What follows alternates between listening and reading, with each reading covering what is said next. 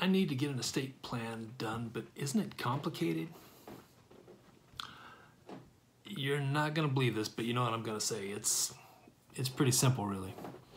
Let's talk about two basic documents you need in an estate plan. One is a durable power of attorney, one is a living trust. These two really take care of a lot of things. A durable power of attorney is important, and if it's true that it's important today. It's not a document to really put off and do later.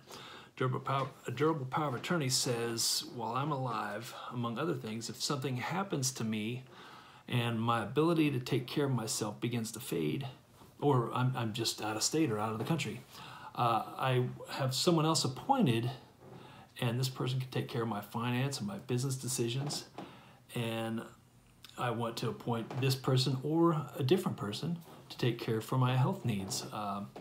And if he or she is unable to do so, then I name this person as backup, and that can be the same person for business and health, or it can be one person for business, one person for health. It's not uncommon that folks will name a spouse as their primary power of attorney, what's called the attorney in fact. They'll name that person first, and then as a backup, they'll either name one of their children for both purposes, business and for healthcare, or they'll name one person that excels in this arena and the other person who maybe is in the medical field and is their backup for healthcare. You could see, I've got a video on why a durable power of attorney is important, and how the lack of such a document can really prove pretty complicated if you need to go down the guardian conservatorship route and have the court involved. Anyway, we'll move on to a living trust. A living trust can do a lot of things, and for the most part, there's only a few questions I would have for you if you come in to talk about a trust. First, do you want to, and most people do you want to preserve your spouse or significant other's ability to use all trust assets after your death? Secondly, who should be a trustee after both of you pass away? So during your lives, you and if you have a spouse, you and your spouse are going to be trustees of your trust, the people who carry out what's written into your trust. At least after the death of one of you,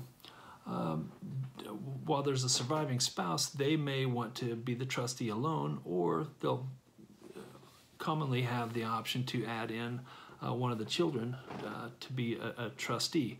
Again, as a trustee, that child can act in accordance with the provisions of the trust, but they don't really have a lot of discretion to go do things on their own. So they're being trusted as a fiduciary, but it's within the bounds of the trust document. Then the big one, after both of you have passed away, the big question, who should get your assets and how? Here it's important to know that you can do what you like. This is your trust, these are your assets. So for example, and it's not complicated, you may already have in mind really what you'd like to do, but maybe you didn't know some of these are possible. You can pass an asset outright. So for instance, you can leave your home to a child, or divided, 1/2 or 1/3 each among your children. You can set aside a percentage or a certain number of dollars to be divided among children or grandchildren for their post-high school educations. You can give your granddaughter, for instance, what remains of her education fund. You can give that to her, a percentage of it at age 22, and some more when she turns 25. And maybe some more when she turns 30, just so that you're accounting for a child's ability to mature and make better financial decisions.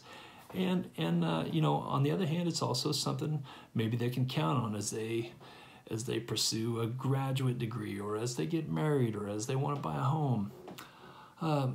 Also, you can leave a certain percentage or an amount to a charity in your name. Lots of people like to do this, and a trust is a great way to do that.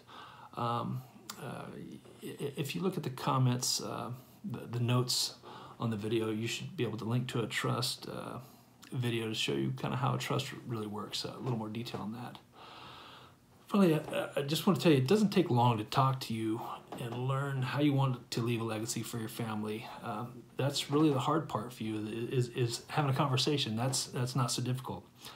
Then documents are drafted and you sign. You have the peace of mind then that you someone is there to take care of things when something happens to you, and that you have put a plan in place to fund your life, to fund your legacy for your family and for any charities you select.